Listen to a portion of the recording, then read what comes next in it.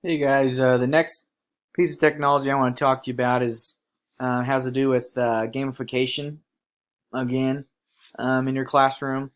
Um, and one of the things that I found that I think are pretty cool is this little game called Financial Football. Um, I used it with my self management class last year, which was a class for like seventh graders. And it was just kind of a life skills class. And one of the things that we did, we had a financial unit that had to do with things like budgeting, um, as well as and we practice like managing money, and we had a little writing project. We did all kinds of little things like that. And one of the things we did was this financial football game, and the kids really thought it was pretty fun. It's kind of goofy, but at the same time, they really enjoyed it, and they were able to like play against each other. But basically, how it works is you can pick to play by yourself or with another player. A lot of them would choose to play with another player, but for today's purposes, we'll just do single player. And then you can kind of decide, um, how hard you want it to be. So we'll just go rookie real quick, and you can choose how long a minute will be or how long the game will be. You can pick your team. Will be the Chiefs because they're playing today and they're the best. So we'll do the Patriots, I guess. And then while it loads here, but anyway, what the thing that's really cool about this is it's interactive, and so like if you get questions wrong, your team starts to lose, but if you get them right, then your team does well, and so it's just kind of it adapts to the kids and um, and their understanding of financial stuff, and then if they get something wrong, it kind of corrects them and shows them what they need to do um, next time they get a question like that to get it right.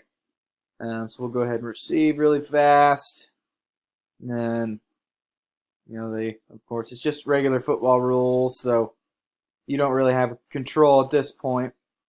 Um, but once we get on offense here, it will ask us a question.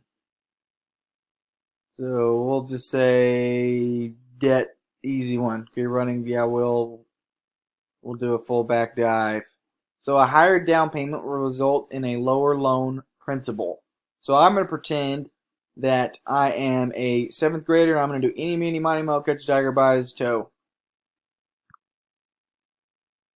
See? And so they get this one right. Um, and then you will run the play.